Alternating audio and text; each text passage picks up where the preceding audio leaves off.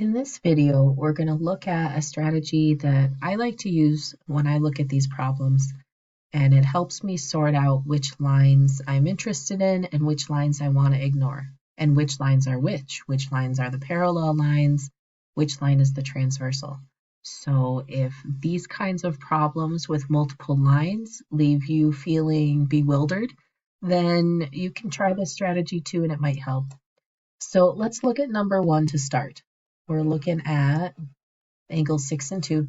So first things first, we'll just do something to mark up those angles and let us focus on those first. There's nothing hard about that. Now what I'm going to do is I'm going to highlight, maybe I'll keep the same color. I'm going to highlight the line that connects these two angles that I'm looking at.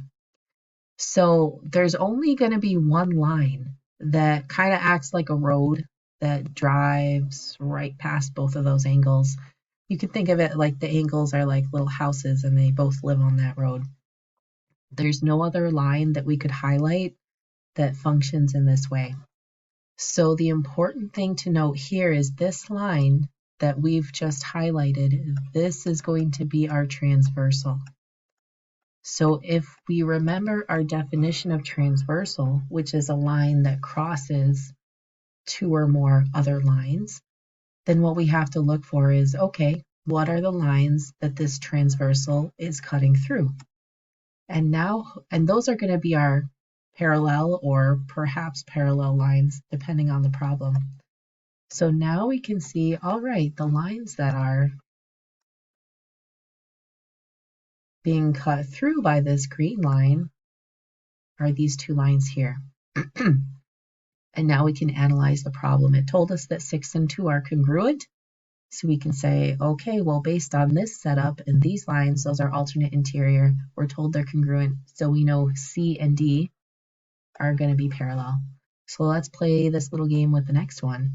So we want to look at angles 2 and 16. This is the same picture, just copied and pasted, so we can keep marking it up. So this is 2 and this is 16. This is one of those ones that's going to look a little sideways, so this strategy really helps. So I'm going to switch to my highlighter. I'm going to look for what's the line or what's the little road that goes down and passes by both of those angles. And it's this one. You see line A only hits that angle 2. Line B only hits that angle 16. Line D is nowhere in the picture. So again, if this is our transversal,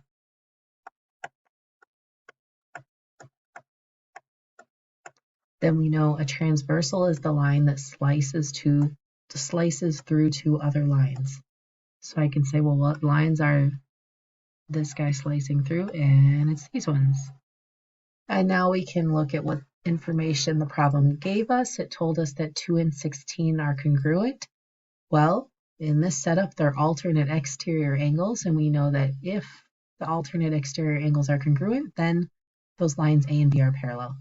And let's try it one more time. Now we are looking at not congruence, but we're looking at angles 6 and 11, and we're told that those are supplementary. So again, let's look for the little road or line that slices or goes through both of those, goes past both of these angles or houses, however you want to think. So I can see line D is the only one that works there. That is going to be my transversal. And then I just have to look for the other lines that it's slicing through. And I can see now that that is going to be A and B. And so once you get to this point, you might still have trouble visualizing it.